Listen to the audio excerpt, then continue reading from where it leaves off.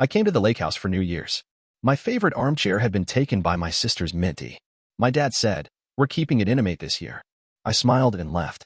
30 minutes later, my cousin texted, "Glad the liability's gone." I closed the family fund, cut the emergency account. By 10:03 a.m., the group thread blew up. Please don't do this. The lake house looked the same as it did every year. Same chipped birdhouse hanging by the porch, same faded, "Happy Holidays" flag barely moving in the wind. But this time, something felt off before I even parked. I had driven 6 hours from Chicago, barely stopping, the trunk loaded with stuff I thought might win me some points: hand-roasted beans from a niche roaster near Logan Square, a catered tiramisu from that Italian place my mom liked, and a whole box of fireworks I had personally picked out. Not that it mattered. It never seemed to. I stepped inside without knocking, as usual. It was quiet. Weirdly quiet. The kind of silence that made your stomach twist before your brain caught up. "Hey," I called out, half laughing, like maybe they'd surprise me with something. "Guess who brought pyrotechnics and overpriced espresso?" No one answered at first. Then I heard footsteps from the kitchen. My dad appeared, still in his winter slippers, holding a beer at 3 in the afternoon. "Oh, Eric, you made it," he said, like I was an afterthought. I dropped my bag by the door. "Where's everyone?" "Out back, I think," he said, scratching his neck. Then he nodded toward the living room. "Gavin's in there." I turned and saw him, this guy sitting in my chair. My chair. The armchair by the window, the one I always claimed since I was a kid, even when we had cousins visiting. But Gavin was sprawled out like he owned the place. Black turtleneck, legs crossed, holding court with some story about yield curves and token burn rates. "Hey, man," he said with that casual fake-friendly voice. "You must be the brother. Great to meet you." I didn't answer. I just looked at my dad, who shrugged like it was out of his hands. Then my mom appeared from the hallway, drying her hands on a dish towel. "Oh, honey," she said. "We're trying to keep it intimate this year. Just the people who really clicked last time." I laughed. I actually laughed because I thought maybe it was a joke. "I drove 6 hours," I said. She gave a sad smile, the kind people use when they want to look like the victim. "You always bring such intense energy."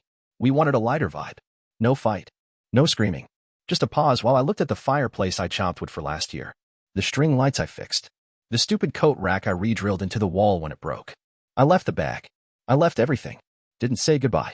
Back in town, I parked outside of the brewery we used to all go to when things were still good. I just sat there, headlights off, the fireworks still in the back seat. I didn't cry. I didn't scream. But something inside me settled. Not in a calm way. In a way that said, "This is it. This is the last time I show up somewhere I'm not wanted." The brewery was half empty. The kind of crowd you'd expect on New Year's Eve before the real drinkers arrived. I sat in a corner booth nursing a pale ale I didn't want, watching condensation run down the side of the glass. My phone buzzed on the table, face up. I shouldn't have looked. The family group chat lit up with new messages. My cousin Shane had posted something, just a meme at first. Then another message from my sister. "Gavin's explaining crypto to Dad. He's obsessed." Then Shane again. Finally someone in the family who doesn't act like a martyr. I stared at the screen. Then came the kicker, Shane again, followed by a row of laughing emojis. "Glad we cut the dead weight before midnight." There it was. No hiding behind tone or misunderstanding. No pretending I was imagining things. They'd replaced me. Not quietly, not even with subtlety. Publicly. They laughed about it. I didn't respond. I didn't even flinch. I just picked up my phone, opened my banking app, and stared at the numbers like they didn't belong to me. First, the lodge rental. Every July, they all packed into that fishing cabin in the Upper Peninsula. What they didn't know was that I had been paying the lease on it every year, quietly, since our uncle stopped. I opened the autopay settings and clicked cancel. Then the vet bills. 2 years ago, when my sister's golden retriever got sick, they couldn't swing the emergency fees. I stepped in. Every December since, the clinic billed me directly. I ended that too. The big one was the shared budget spreadsheet, the one I had set up when Mom and Dad's property taxes doubled. It tracked everything. Who paid what I covered, what they forgot. I disabled the link, revoked access, and deleted the shared permissions. Then I opened the app used for the thermostat and security system at my parents' house.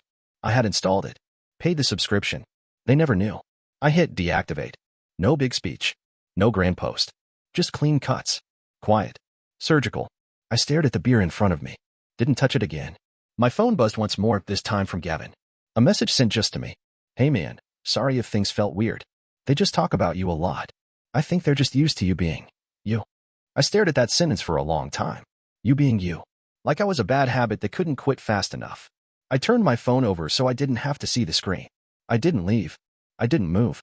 I sat there in the booth with the fireworks still in the car, the beer warm, and one clear thought in my head. They don't get another year of me. 2 weeks earlier, I was walking through the aisles of a Home Depot when Aunt Carlene called. I remember because I had just picked up a new snow shovel and dropped it right back into the cart when I saw her name pop up. She never called me. Never. Eric, she said, voice low and tight, like she was hiding in a bathroom or a garage. Can you talk?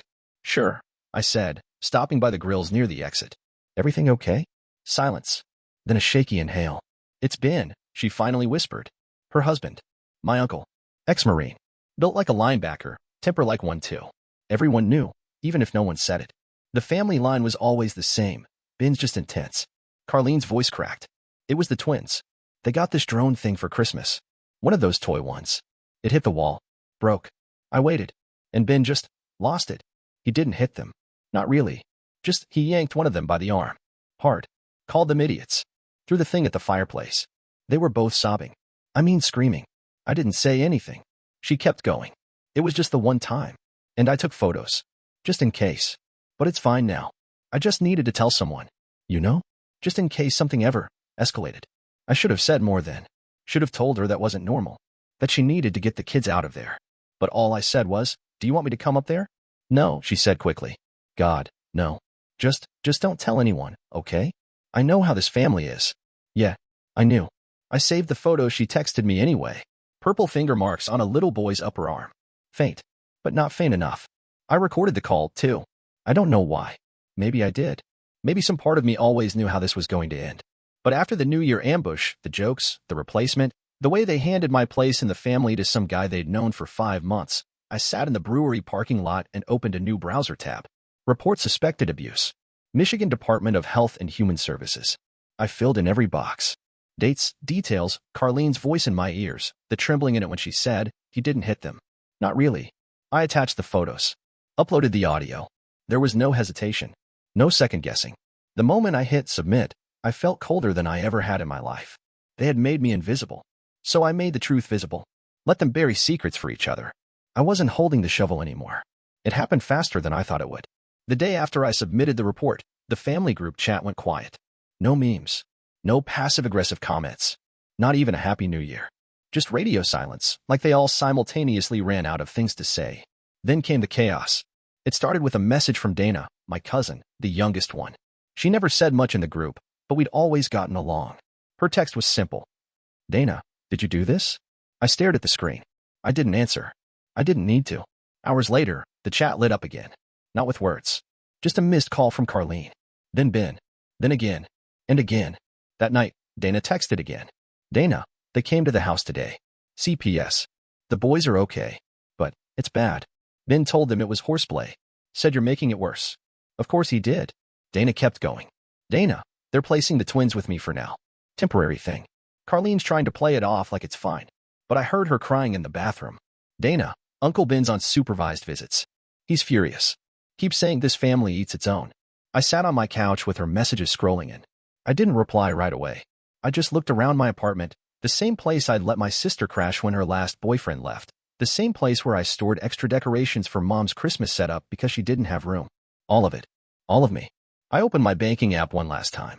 There it was, the scholarship fund I'd set up 3 years ago for my nephew, Jeremy. My sister didn't even know the full amount. Every year I added more, quietly. Birthdays, bonuses, tax returns. It was for him, not for her. Not for recognition. Just for the kid. I stared at the number. Then I started the transfer. Out of the trust account. Back into mine. Gone. Cut. Done. No announcement. No flourish. Just the final snip of the thread tying me to any illusion that this family still deserved me. About an hour later, Dana called. I don't want to be in the middle, she said quietly. But for what it's worth, you did the right thing. I didn't say anything. They're acting like you burned the house down, she added. But you didn't. You just stopped hiding the fire. I swallowed hard. I hadn't cried in years. Not even when I lost my job back in 2020. But hearing that, hearing someone finally say it out loud, like I wasn't crazy for blowing it all up, I felt it in my chest. You good? She asked. No, I said. But I'm clearer than I've ever been. And that felt like enough. I didn't tell anyone I was leaving. I just packed a duffel, tossed in some canned soup, a thermos, a hatchet, and drove north. There was this cabin near Iron River I'd found on a solo trip a few years back. No Wi-Fi. No cell service. Just a wood stove and a hand pump for water. I remember loving it because no one could reach me, not work, not family, not even my own guilt. When I got there, the snow was fresh, the kind that looked clean enough to drink. I parked off the unplowed road and carried everything in on foot. By the time I stepped inside and shut the heavy door behind me, I couldn't feel my fingers. And I didn't care. The silence was the best thing I'd heard in weeks. That first night, I sat by the fire and let my mind empty. No news. No group chats. No second-guessing. Just me, the crackle of burning wood, and a bowl of soup that tasted like nothing and everything. The next few days fell into a rhythm. Mornings, boil snow into water, make coffee, eat whatever didn't need a stove. Afternoons, hike into the woods behind a cabin. Chop firewood. Build something with my hands, even if it didn't need building. Evenings, read old paperbacks by lantern light, pull my sleeping bag tight, and sleep deeper than I had in years. I didn't think about the report, or the boys, or Ben. I didn't think about Gavin sitting in my chair or my mother saying they were keeping it intimate. Until the 5th day. I had hiked out to the frozen creek half a mile from the cabin and stood there, just listening to the trees groan under the weight of the snow. When I got back, my phone, left on airplane mode and buried in a coat pocket, had service for exactly 7 minutes. Just long enough for a single text to come through. Dana, they're all blaming you. Not Ben. I stared at the screen, heart thudding in that numb way anger sometimes shows up. Not a single, thank you. Not a whisper of accountability. Just the same old pivot. Dana, they said you weaponized a mistake. That you went too far. I didn't reply. 2 minutes later, another ping. Dana, the investigation's expanding. CPS isn't dropping it. They're interviewing the neighbors. School staff. Carlene's losing it. Then a pause. Dana, they're going to come for you now.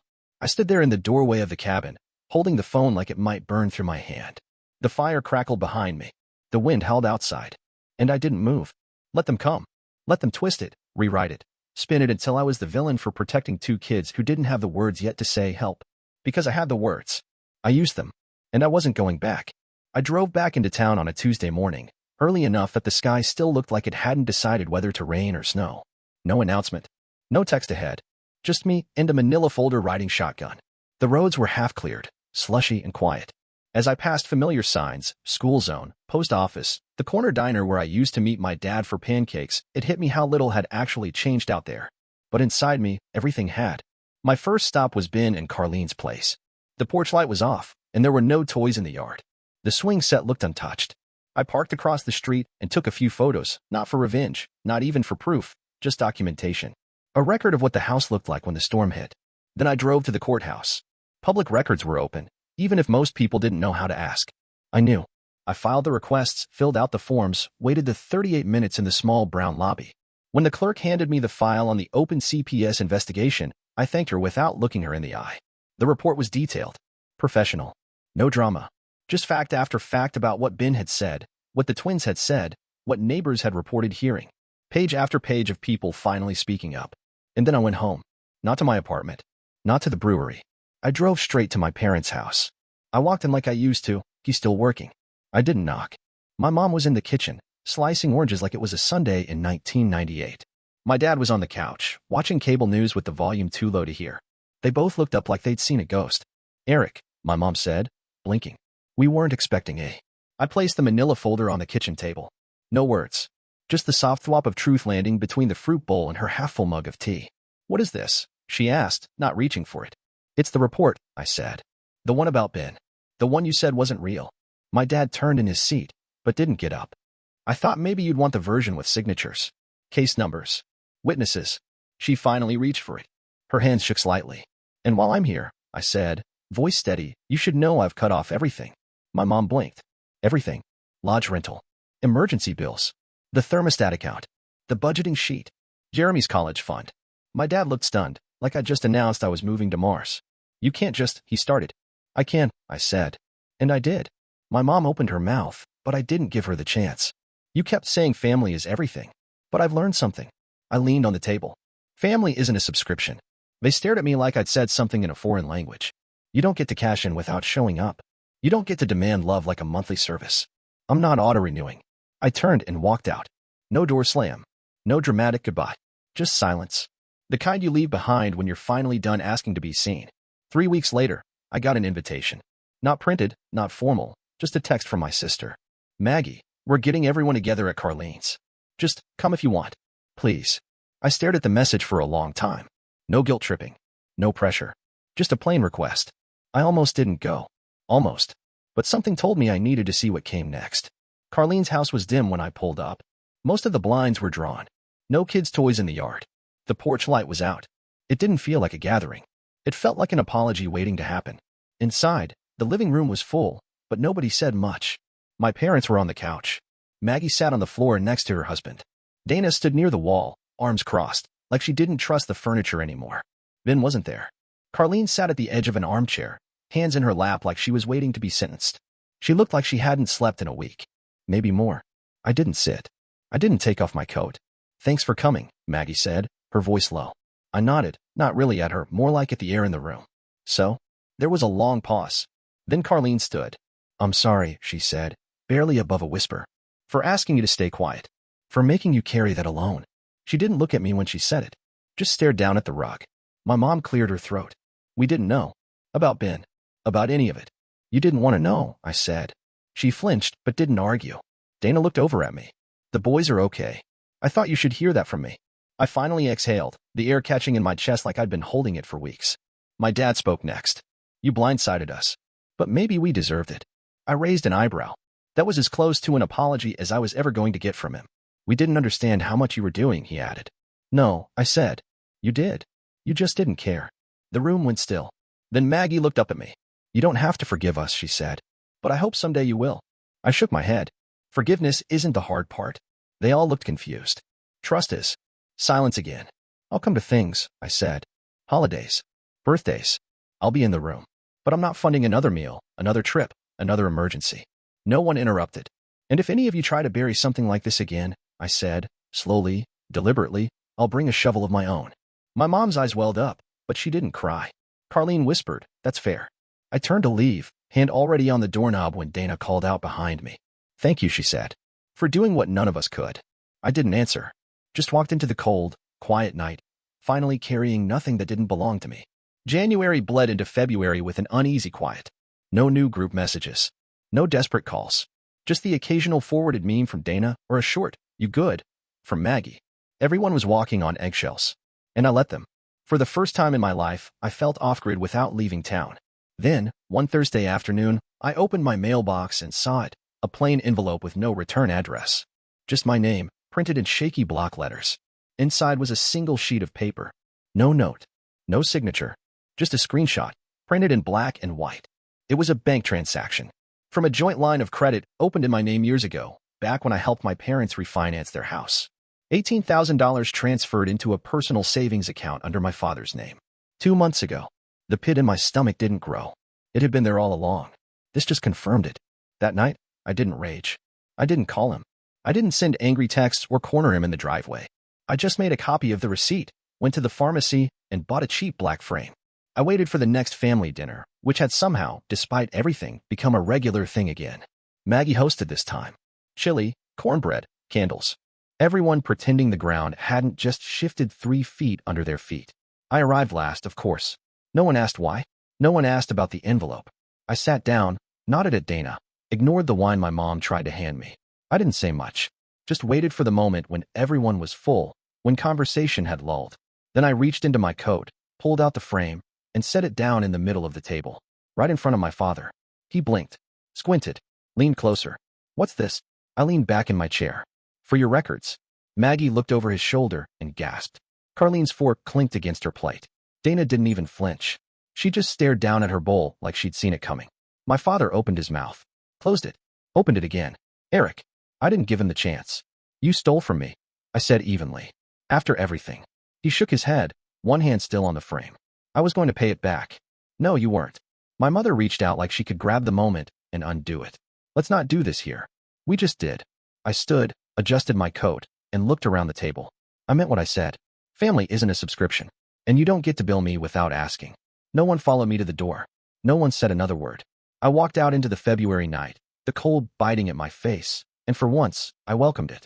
Because there's a kind of warmth that only shows up after you burn the lies down to ash.